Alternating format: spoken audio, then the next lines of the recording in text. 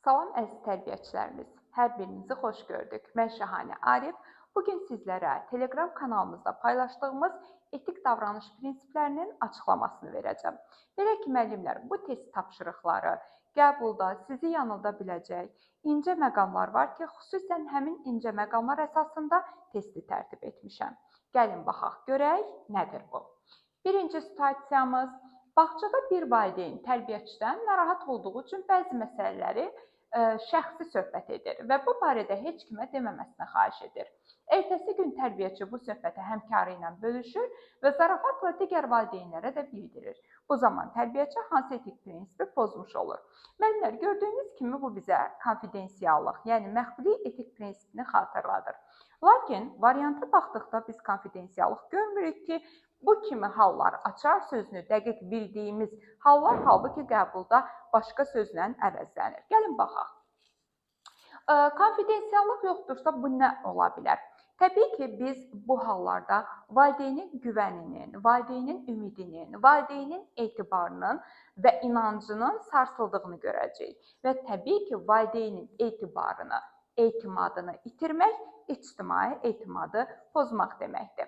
Yəni, bu testin cavabı ictimai etimad olacaq. Lakin bu tipli testlərdə bəzən drop işarəsi ilə də testi tapmaq tələb olunur və yaxud uyğun olan etik prinsipləri seçin deyə də prinsiplər tələb olunur ki, bu halda, məsələn, variantda konfidensiallıq olsaydı və testin şərti 1, 2, 3, 4, 5 kimi olsaydı, uyğunları seçin desə, bir konfidensiallığı və ictimai etimadı seçərdik. Yəni, cavab 1-dən 3 olardı. Olmadığı təqdirdə ictimai etimaddır. Və yaxud slash işarəsi olsaydı, buradan konfidensiallıq və ictimai etimadı seçməli olardıq. Bu hallara diqqət edin. İkinci bir məsələ. Tərbiyəçi valideynin icazəsi olmadan uşaqla bağlı sosial şəbəkədə foto paylaşır. Bu zaman hansı prinsip pozulur? Yenə gördüyünüz kimi bizə ilk xatırladan konfidensiallıq, yəni məxfilik etik prinsipidir. Lakin cavablarda görürsünüz ki, məxfilik yoxdur. Bu zaman nə götürəcək? Təbii ki, qanunun aliliyi etik prinsipini. Çünki uşaq hüquqları bir valideynin hüququdur ki, evladının şəkillərini, məlumatlarının gizli saxlanılmasını tələb etsin. Təbii ki, valideynin hüququ, uşağın hüququ bu özünü qanunun aliliyi ilə göstərir. Ümumiyyətlə, beynəlxalq uşaq hüquqlarının qorunması haqqında həm normativlər, həm konvensiyalar, həm hüquqların ümumi göstəriciləri hamısı qanunun aliliyində öz əksini tapır. Qeyd edim ki, bu testləri işləməmisinizsə, Telegram kanalında paylaşmışıq. Mütləq Telegram kanalınızda ilk öncə özünüz işləyin, sonra gəlib cavablarının düz olub-olmadığını və ya nəyə diqqətli olmalı olduğunuzu yoxlayın. Bunun üçün 055 364 98 86 WhatsApp nömrələrindən əlaqə saxlayın ki, rahatlıqla həm də çox testlər dünən də paylaşmışam və ya digər günlərdəki məlumatlı olasınız. Özünüz işləyin. Nə qədər çox test işləsəz, əmin olun ki, qəbul tipli testlərin öhdəsinə rahatlıqla gələcəksiniz. Tərbiyəçi qrupdakı uşaqlardan birini tez-tez digərlərindən fərqli olaraq qucaqlayır. Ona daha çox diqqət göstərir. Bu zaman hansı prinsip pozulur? Əziz müəllimlər, qərəzsizlik etik prinsipində nələr var?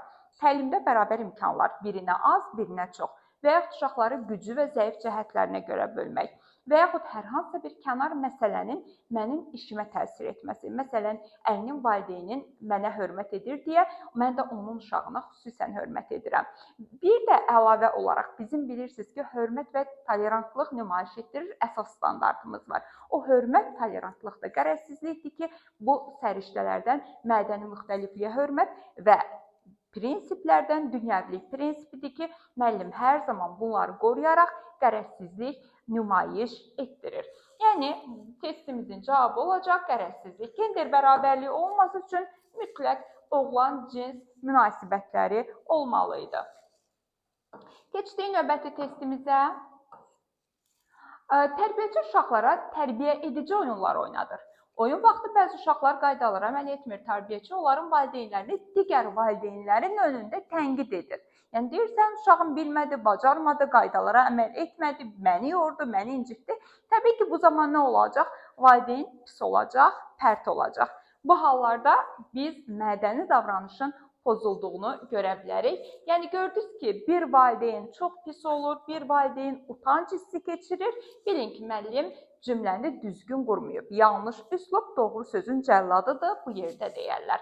Yəni yanlış bir üslub varsa, bilin ki, mədəni davranış pozuldu. Keçdik növbəti testdə. 3 yaşlı uşaq səhər bağçaya ağlayaraq gəlir. Dayə uşağı yenə şıltaqlıq edir deyərək digər uşaqların içində sərt şəkildə tənqid edir.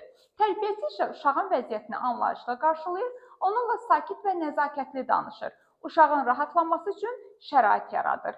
Bu hansı prinsipə uyğundur? Əziz müəllimlər, gördüyünüz kimi müəllimənin humanistliyi, hörmətliliyi, müəllimin empatiya quraraq uşağı başa düşməsi, onun başını sığallaması, verbal, qeyri-verbal formada uşağı bir növ emosional cəhətdən təmin etməsi olacaq mədəni davranış. Yəni gördüyünüz kimi müəllimə öz mədəniliyini və səbirliliyini qorumuş olur. Ümumiyyətlə müəllimin səbirlilik göstəricisi mədəni davranışda öz əksini tapmış olur.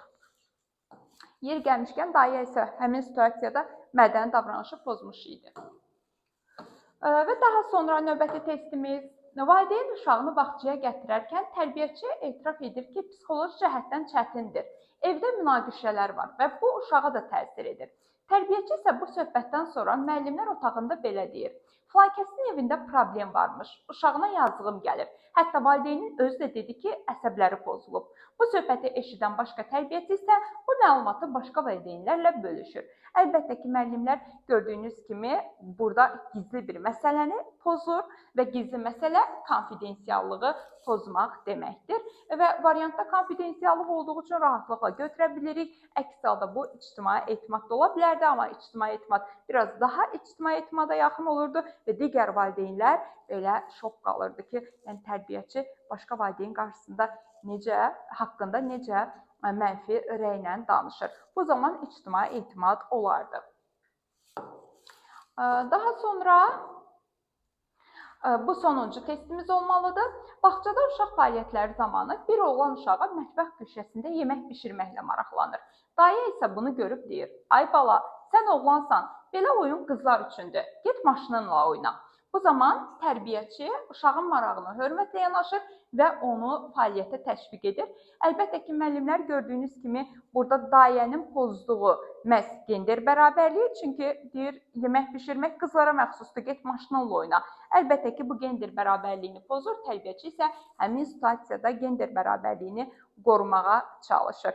Ona görə də gender bərabərliyində qızlara bu olar, oğlanlara olmaz. Oğlanlara olar, qızlara olmaz kimi söhbətlər varsa və yaxud sən kişisən, qız kimi ağlama. Bu yanlış bir ifadədir, çünki duyğular da həm kişilər, həm də qadınlar üçün nəzərdə tutulur. Bunu pozmaq, gender bərabərliyini pozmaq deməkdir. Təşəkkür edirəm.